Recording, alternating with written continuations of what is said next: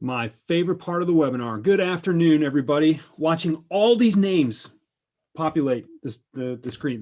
That never gets old for me. And I am really excited about this. This is we are going to push the limits of capacity to my little Zoom webinar room here. They max out the participants at 100, and I've got more than that registered. So I am fired up today. Lisa is excited to be here. Paul from Ireland, well, from Sardinia via Ireland, says, hey, happy St. Patrick's Day. Happy St. Patrick's Day to you, Paul. Lisa's excited to be here. I'm excited to be here. This is great. I'm also streaming this live on YouTube. So if, I guess if we're going to push the capacity of this room, then someone else can go find it there too. So this is cool. Like, I'm wearing green. This is the only green shirt with a collar I have. And it feels a little weird. I normally wear this like during Masters Week. That's a couple of weeks away now, but yeah, I'm excited. We've got a live stream on a Wednesday afternoon, and clearly about a topic that many of you are really interested in. There's been a lot of back and forth. It's really hard to tell with social media what's really getting traction and what just happens to, by some fluke, become something that people want to talk about. But there's been a lot of traction all week, a lot of really good comments on some of my posts on the blog, and I'm excited to dig into that with you all. So this is how this goes. And yes, Jeff, I got this shirt when I golfed in the Masters. No, I got this shirt when I overpaid for a practice round ticket, and I also spent a little money in the merchandise tent. This is the format. This is how it goes. Every Wednesday, I come in and I train. It's free training. It's access. It's really, I mean, straight out of my head, through my mouth to your ears. And I'm trying to make a difference. I'm trying to help people understand a little bit differently what it is that they're trying to do so that they can be more successful at what they do. The format's pretty simple. I spend a couple of minutes saying hi, telling jokes about St. Patrick's Day and me playing in the Masters, and just kind of warm the room up a little bit. Some of you are coming right after lunch, and you may hit that kind of slow down, right? You may feel a little sleepy. I don't want any of that. That's no fun.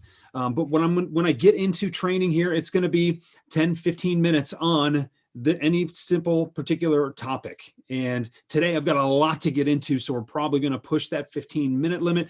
But I want to give people also an answer or an opportunity to get some questions answered, because this is something that I get a lot of pushback on, and there are a lot of emotions tied up in this topic. And I also want to make sure that you leave with an exercise, right? If you come to this training every single week, and it's free if you just show up.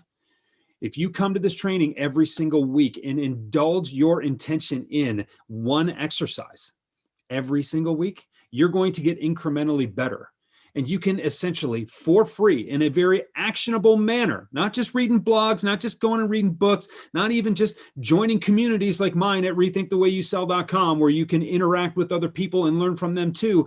I don't care how many people you expose yourself to or learn from. If you don't actually do the work, if you don't actually put anything behind it, if you don't put pen to paper in many cases, well, you're falling short. You're falling short of your potential. You are leaving your company in the lurch. You're leaving your customers in the lurch. You're leaving yourself in the lurch. Don't do that.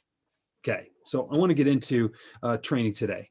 And I want to start by telling a story. 2 sales reps, okay? Sales rep 1, he's got a list of customers a mile long, and he's looking for someone that is going to answer his call when he makes it. And he's going to call once, he's going to get through his list, and he's going to begrudgingly, kind of trod through his day. And he's going to call, and he'll get a few answers. He might leave some voicemail messages, he might not, but more or less he's going through the motions, hoping to catch someone at the right time who's ready to buy.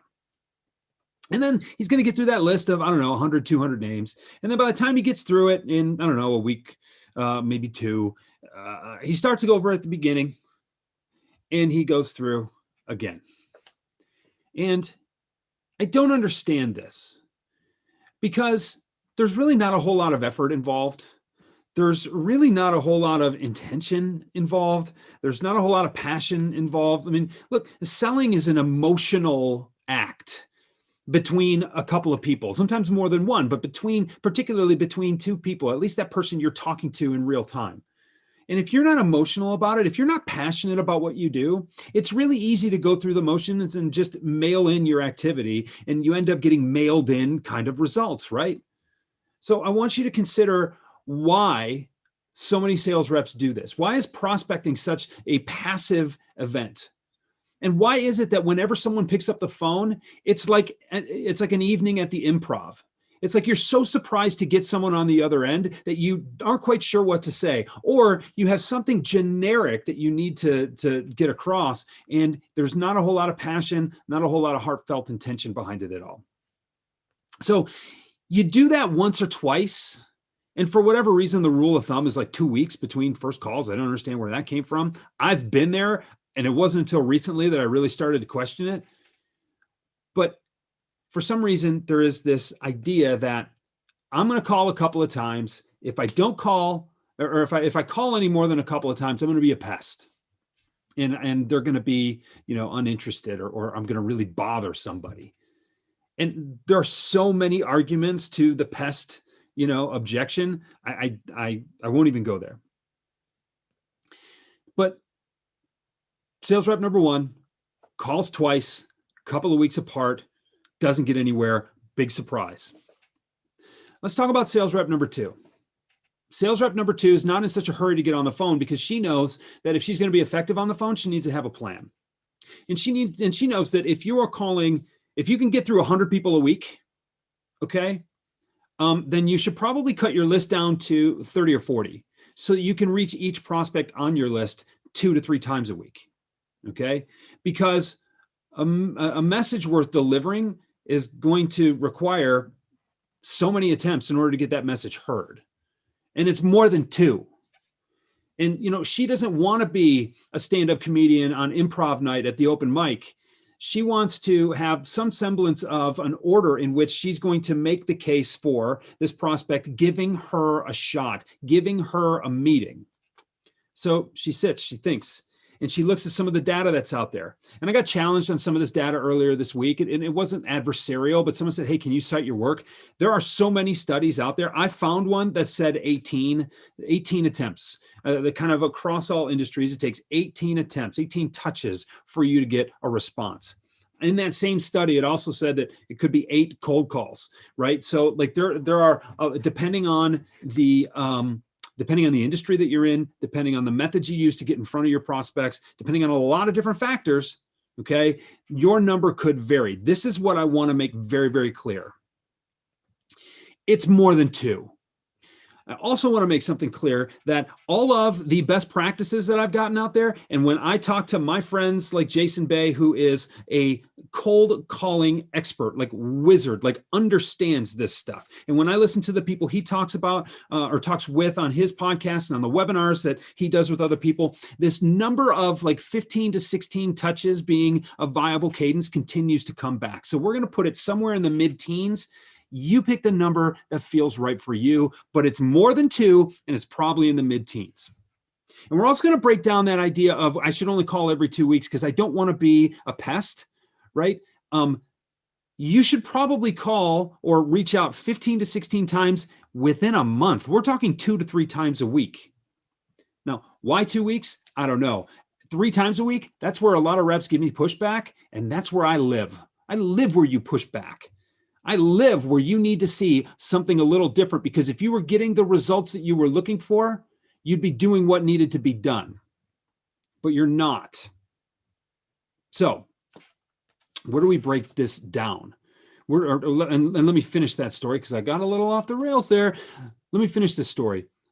Rep number 2, she sits down early and she comes up with 15 different touch points, creates a menu for herself. Maybe she gets carried away and she creates 20, 25 different messages, different prompts, different pieces of content, different calls to action, different requests. And she creates a menu for herself so that it's not an improvisational exercise every time she picks up the phone or sits behind her keyboard to send an email. She's got a pretty good idea of where she's taking someone. And she recognizes that the cadence itself is something very valuable when it comes to prospecting. That even though your prospects are not always answering the phone, they're not always returning your emails, they're not always returning your voicemails, but you're building a relationship with that person before they even call you back.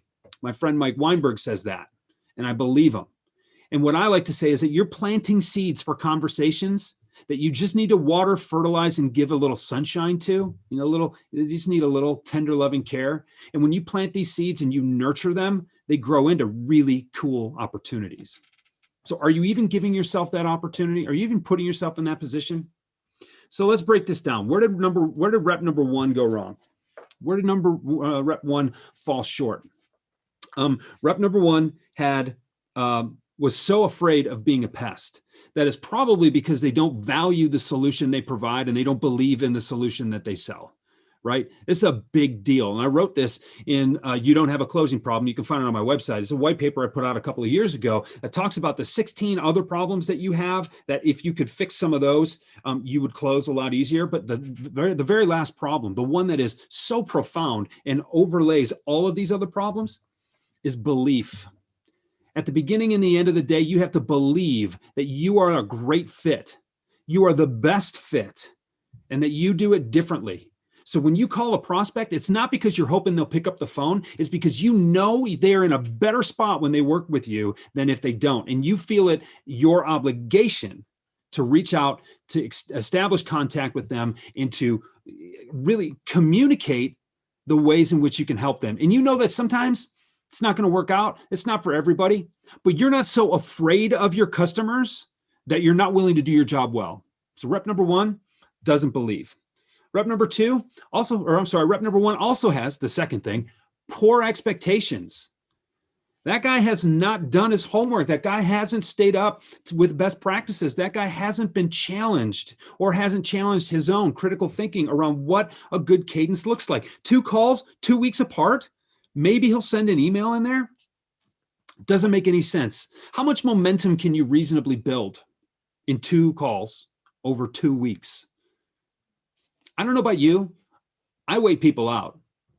As salespeople, we train our customers, right? If someone doesn't catch me at exactly the right time, which more statistics out, there's between 2 and 3% of the people you call are ready to buy right now. That's a terrible, terrible ratio for you. But that's what you rely on when you insist on only picking up the phone twice for each prospect. Okay? So his expectations are so low because he's not paying attention to what best practices are. And he's not even setting himself up. He's giving up. He's quitting the game after 2 attempts with that prospect. I'm telling him that he doesn't even have his warm-ups off. He hasn't entered the game yet. You haven't even started playing yet. So I want you to consider what 2 calls over 2 weeks looks like. The other thing is, when you're only giving yourself a couple of calls to make, you don't have to plan.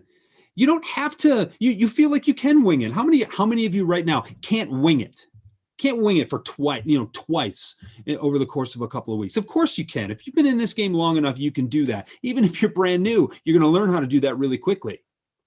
But I want you to think about the expectations being set there. I also want you to think about the idea, and we're going to talk about this later, but rep number one is trying to catch the low-hanging fruit. Rep number one is just hoping that someone's ready to buy and he catches the right person at the right time with the right words. That is not a professional way to go about this. So what does rep number 2 get right? Rep number 2 has her perspective set appropriately. Rep number 2 is not in such a hurry to do something measurable that they don't do the work that will set them up to create results worth measuring, right? Now, I know that we get judged on results, and I know that we get judged on metrics and, how many calls did you make? How many opportunities you create this week? How many opportunities did you advance? Like, what are you doing, right? And it doesn't feel good to tell your manager, your boss, whoever it is, yeah, I sat at the office. I didn't pick up the phone, had left my email off. I really just, I sat and thought. It's not sexy. You know what it is? It's effective. So what rep number 2 did right was she has set her perspective appropriately. She has prepared herself ahead of time, and she has spent the time that's necessary to make the rest of her work seamless, right? I learned this from Jeffrey Gitomer a long time ago, that very few reps are willing to do the hard work up front to make the selling part easier. Now, think about the cognitive load every time you pick up the phone if you haven't done your preparation, and think about how that throws you off kilter, and think about how much more difficult it is to get into a routine if you're having an off day and you feel like you got to make it up on the spot every time. That's no good. It doesn't help you, it doesn't serve your company, certainly isn't serving any of your customers. So do the work up front. Take that time, take a half day, spend some time with your clients, spend your best clients, right? And ask them what really resonated with them. It's always good to do that kind of marketing research or market research rather. Spend some time with your colleagues and brainstorm for a couple hours at the beginning of every month. Hey, what do touches look like for you? What's working well for you? What's not working so well for you? How can we be more creative with the touches that we have? And all of a sudden, you put a few heads together, you get the creative juices flowing. And now, as a team, you have created these touch points. I keep calling them that. These outreach, these questions, these messages, these pieces of content, these things I'm going to go into in a few minutes.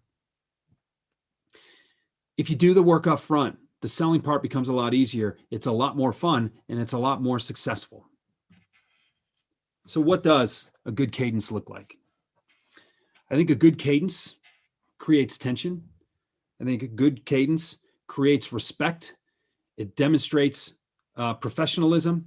It demonstrates that you are someone worth talking to with something worth talking about. Now, I'm going to be the first person to tell you that if you call me 3 times a week and say, Jeff, are you ready to buy? Are you ready to buy yet? Are we there yet? Are we there yet? It's the kids in the back of the car on the road trip, right? Yeah, I'm going to block your number. Plain and simple. And I'm reminded of this story that I've told before, but I had a client who said, Jeff, I don't want to be another sales rep calling with another message. I don't want to be that guy. And my customers are too busy. My prospects are too busy to hear from just another sales rep with just another message. And I said, you know what? You're right. And you have 2 choices.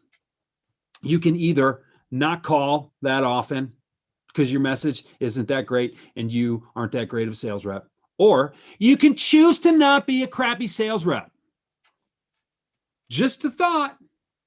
You can do the work up front to make yourself better, to establish yourself as someone worth reckoning with. And I wait people out. If they're not going to call me a 3rd time, and that's not the perfect time for me right now. If they're not going to call me a 3rd time, then great. Crisis avoided. I didn't have to waste my time on anything. But we train our customers that we're only going to call twice and we're going to give up. So what happens? How do you differentiate yourself, right? How about by calling 4, 5, 6 times? How about by calling that 5th time and saying, you know what, I've got a piece that I want to send you because I saw this article in a trade publication that made me think of your situation. And I know we can help people like you in this situation. I'm going to send this by, and I'm really curious about your thoughts. I'll follow up in a couple of days to see if you had an opportunity to read it. Now, what are we doing? You've just established yourself as a force to be reckoned with, a real professional in this environment where there aren't a lot of us, right? Please jump in. The water's fine. But you are in control of the work that you do in order to put yourself in that position. Not enough of you are doing it. And I want you to think the bar is pretty high. Oh my gosh, how could I call someone 15 to 16 times, reach out to someone 15 to 16 times in 5, 6 weeks? Wow, Jeff, that's 3 times a week. Okay. Being a pest doesn't have anything to do with the frequency of your touches. It has everything to do with the value of your touches. When you switch your thinking, when you rethink what you're doing with your prospecting, it means something. You got to raise your own bar. If your own bar is so low that, my 10-year-old can step over it and not even have to jump. Well, you got to do better. You can do better. And you'd be surprised how high the bar needs to be. It's not that high. You can do better. I'm going to challenge you to do so. Now, here's what I'm going to help you do. I'm going to give you an exercise right now. Okay. And I want you to sit with this, write these questions down, write this worksheet down, or write this exercise down. It's not a lot of writing to do right now. You'll be able to spend some time later this afternoon, or hopefully as soon as possible. And I want you to think about the way that you answer these questions. But I want you to sit down and I want you to think about the 3 biggest differentiators between you and your biggest competitor. And I'm going to tell you right now, your biggest competitor is actually the status quo. And that's what I'm going to get into in a couple of weeks on one of these training sessions. But your biggest named competitor, okay? Who's the person that you are always looking over your shoulder in your territory, in your business, and you're always aware of what they're doing and what they're up to? I want you to differentiate yourself against that competitor. If you cannot differentiate, you cannot sell. So this is where you need to be. Hopefully you've got 3, 4 differentiators. And hopefully those differentiators are strong enough that they're worth talking about. Those differentiators create an outcome that your competitors can't. It's more profit, it's more satisfaction, it is a different product offering, it is whatever it is. You know your business better than I do. And I want you to think of 3 questions for each one of those differentiators that will start a conversation about that differentiator. Okay, so let's take prospecting training, right? I'm here, I'm talking about a different concept as it relates to prospecting training. And so one of my opening questions to a VP of sales or a sales director or a CRO or whatever is, what is the average amount of touch points that your rep makes? What is the average amount of attempts that your average rep makes to reach a prospect before they give up? And then I can come back and I can say that, leave that on a voicemail. I can start a conversation with somebody if they pick up, but we know they're likely not going to. I can also put that in an email, and I can just leave the question out there for people to hang out there. And that's fine if they don't reply to me, because 2 days later there's another one coming. And that second touch point might be a study that I find that shows that most reps give up after the second or third attempt, but most sales or most connections aren't made until after the 4th. That's an interesting read. It also creates a little bit of an additional tension, right, after the first email that I sent them.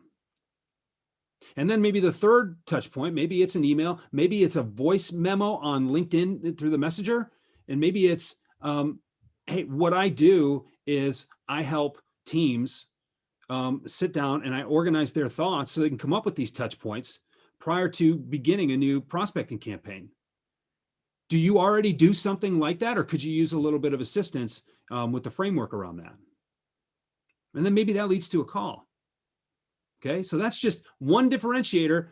How many, your problem is that your organization doesn't make enough attempts per prospect, right? Here are 3 conversation starters that I came up with: asking questions, providing some context with a piece of content, and continuing to let them know that I'm not going anywhere. I just created 3. There's my first week. Are you doing that?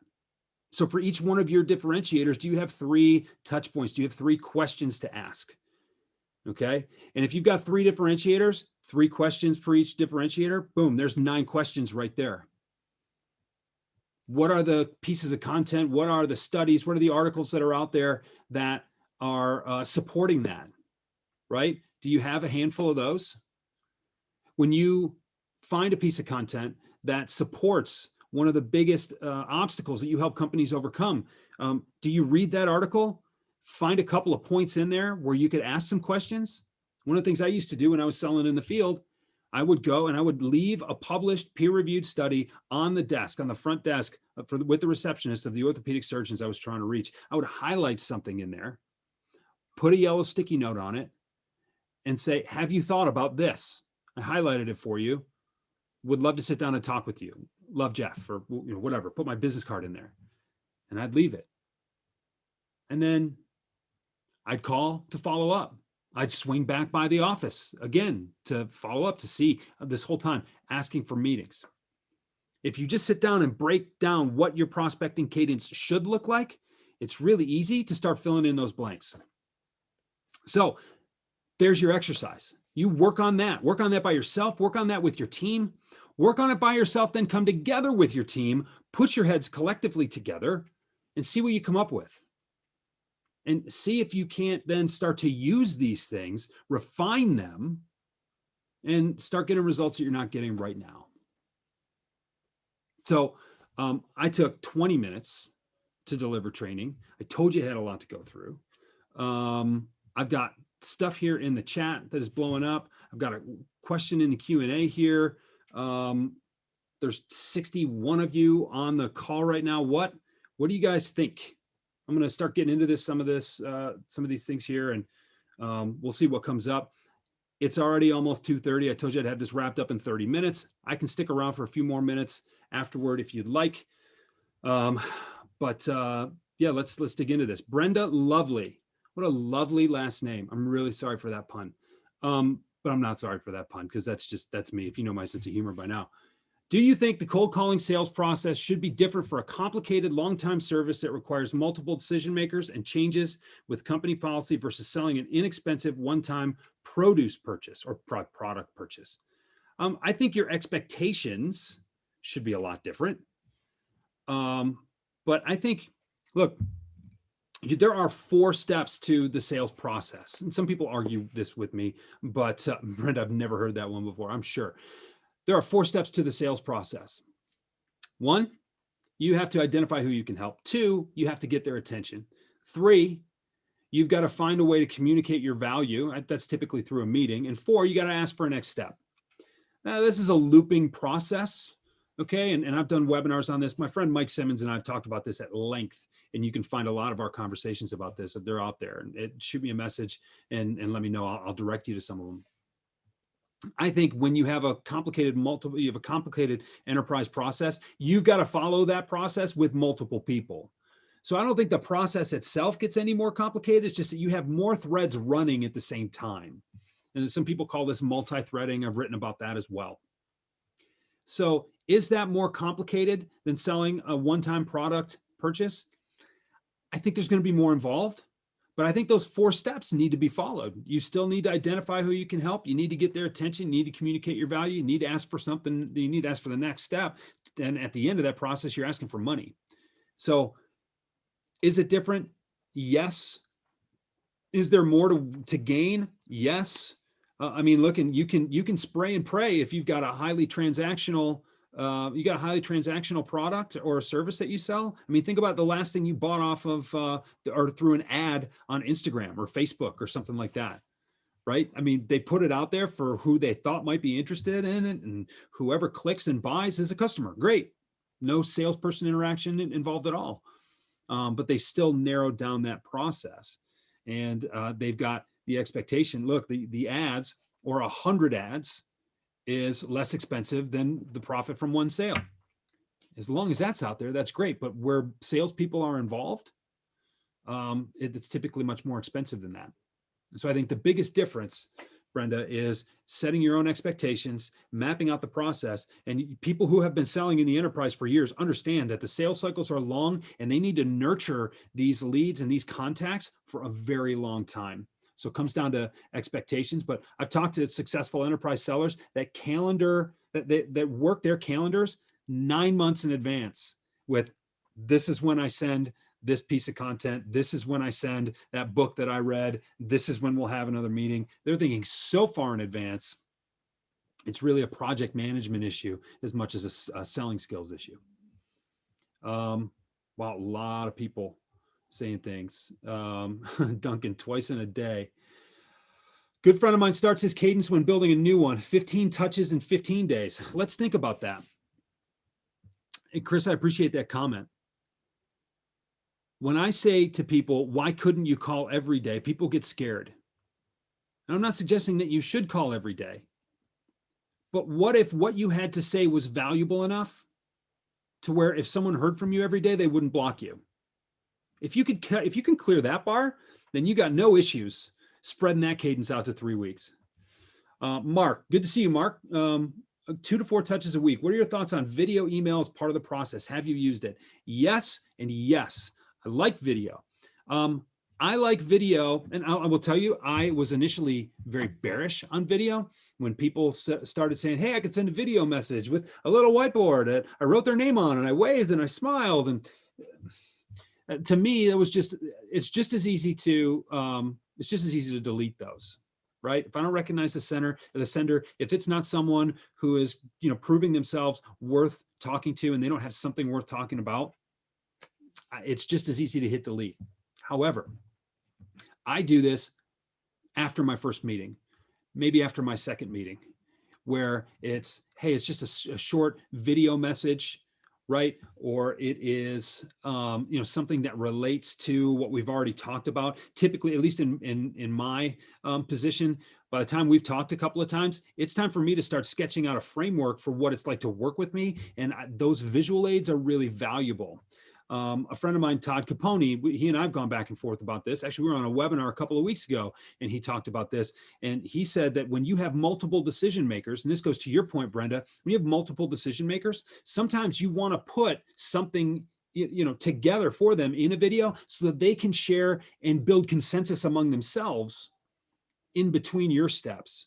So it's not just that it saves you a bunch of phone calls or a bunch of meetings, but that they have the ability to comment among themselves, particularly in a virtual manner. So I think email is powerful. What I want to caution people of is that just because you send a video in an email, doesn't mean it's going to get opened. And just because you can track the open doesn't mean you get a ton of valuable information out of that. The tools are out there. I use one. There are half a dozen of them out there. They're all pretty good. I think you should think about how you can be creative with your use of that video instead of just thinking, oh, I'm doing video prospecting now. It's more work to create an email. And now I'm going to just still get the same open rate. Jennifer Garrett, I hope I'm saying that right. Enterprise sellers as well. If you could put something in here to follow up on that question, I'd like to know a little bit more color with regard to what you're talking about. Emily, thank you for the love. I appreciate that. How do you leave multiple effective voicemails? Jeff, this is the same concept. If you don't know what you're going to say when you call, why are you calling? And I like to think of a voicemail or even a voice message. Like you can send voice messages through text if you're on a text-to-text basis with your prospect. You can certainly send voice messages and memos through LinkedIn. And I'm sure you can on some of the other platforms as well. I think they're really, really powerful. But if you don't know why you're calling, don't call. And if you're just calling to check in or touch base, no one wants their base touched. It's not what it's about. So have a question that you want to ask. Maybe it's, hey, I saw something and I thought of you. Maybe it's, hey, it's been a while since we've talked. You said you were going to get back to me. I'm just curious if this is something that is still important to you, or are we off the beaten path here with no recourse? At the very least, Jeff, tell a joke, tell a bad joke. Leave a message for someone like Brenda and tell her she has a lovely last name, right? Like do something just to get a smile out of somebody. I think that's important, right? When you think about voicemail, and I go back to what Todd told me, when he was a CRO, he'd get 150 emails a day. He'd get 3 voicemails a day. Where do you think it's easier to differentiate? And I call not with the expectation that someone is going to pick up. I call with the expectation that it's an opportunity for me to ask another question. And if that's over voicemail, that's great. And if that's over voicemail, hey, I've got a question for you, Jeff. I wanted to ask ABC. I just saw a paper that talks about this particular issue. I'm going to send it via email. So check your email in a couple of minutes. Well, by the time you get this voicemail, Jeff, it's going to be there. Who are we kidding, right? Or I'll say something like, hey, Jeff, I'm going to send you an email. Did you hear that click? My whole screen shook. Did you hear that click? That's me sending an email to you, right? I mean, if you can inject a little bit of personality, I think voicemail is really powerful when it comes to getting your personality across. And I think that if you're not having fun, you're doing it wrong. So for me, demonstrating to someone that they're going to have fun by working with me, they're never going to be bored, that's important. And I think you can do that with a voice memo or even a video in ways that you certainly can't via email. Joe, I want to say Banerjee. I'm butchering that, and I apologize. Leave the same voicemail every time or mix it up every time. This is exactly what I'm talking about, Joe. And it's a fair question. But if you've got those 16 talking points, if you've got those 16 questions or those statements to make, every voicemail can be the next question in the sequence. It's a touch point. And I don't think you should use the phone alone. I don't think you should use email alone. But when you've got this menu that you've created for yourself, right, you can go to that menu and you always have something to talk about. You always have something to bring up. Jennifer, have you used this kind of cadence with enterprise C-suite? You mentioned doing this with CROs, VPs wanting to confirm. I don't care who your decision maker is, Jennifer. Part of establishing yourself as someone worth talking to with something worth talking about is making sure that they know that you're going to be persistent, you're going to be professional. I just had a call with a prospect. This was last Friday. We have been trading messages back and forth for 15 months, and we finally got on the phone together.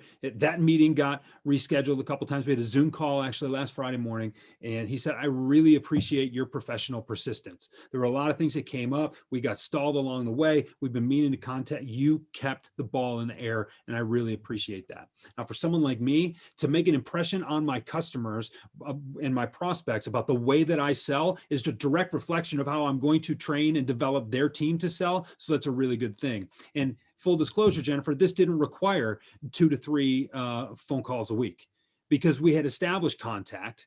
And then it had been a couple of weeks, and I noticed that he hadn't gotten back with me. And so I found another way to stay relevant and reach out. But the idea was I wasn't going to let this go because he's a perfect client for me.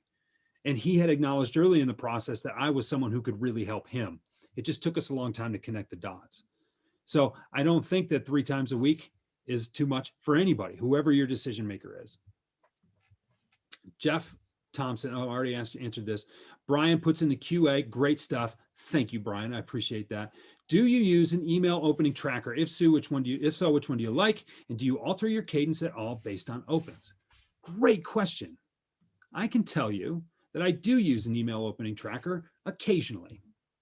As it relates to my outbound prospecting, most of my business comes from referral or introduction or someone that is interacting with me online. I get a lot of interest coming to me. And so those leads are a little easier to follow up with. The way I prospect is really more in terms of discovery and doing something with the initial introduction, doing something with that relationship to nurture it. My clients tend to stay with me for a long time. And so I'm not in a hurry to really try to turn them over. And so I don't have a sequence where I've got 25 people I'm calling every week, because I'm in a unique situation where I actually deliver the product, which is me, as well as selling it. My sequence looks a little bit different, but in my, like you guys now as being part of this webinar, if you're not already on my mailing list, you're on my mailing list. And, I will see how many of you click. I will see what you click on. I use that. I've got an assistant who helps me to kind of identify what's working and what's not, but it's really more of a marketing function. I think it's valuable to know if people are opening or not. But I also think that my experience, especially when it comes to email, is that there are a lot of people who don't get it. When you send mass emails out, or a lot of servers are blocking emails. And so I think it's important to use multiple channels. I've got emails that get blocked. They end up in my junk folder, and I've opted into them and replied to them. I've had emails. I remember having an email exchange with a friend of mine. It was the 5th email in the exchange. There was a back and forth, and her last response to me went to junk. So there's so much going on with spam and with the sensitivity of servers and things like that. I think that you have to take the email open rate, or the how many people clicked or how many people actually opened. I think you have to There's not 100% certainty there. Would I increase or decrease the cadence based on whether or not they were opening it? I would probably increase it, but I wouldn't decrease it. And the reason I wouldn't decrease it is, one, for what I just mentioned, I don't know if I can fully trust the data that I'm getting. I've also seen some people who have opened an email 59 times. It's like, that email didn't get open 59 times. The preview box came open, and it was like, there's a lot of ways that stuff is measured, which is kind of funny. But my cadence that I set up ahead of time, that is my minimum cadence. There's nowhere to go south of that. So if I see someone's really opening a few, or they open regularly, I may speed things up. That may prompt a phone call. If I see someone just opened it, because randomly, I'll pick up the phone. I'll say, "Hey, Brian, weird. I'm calling because I just happened to log in. I'm checking some of my statistics from my prospecting data. I saw you literally just opened my email less than a minute ago. Totally random, but hey, thought I'd take a shot. Is there any chance that I can grab 10 minutes on your calendar?"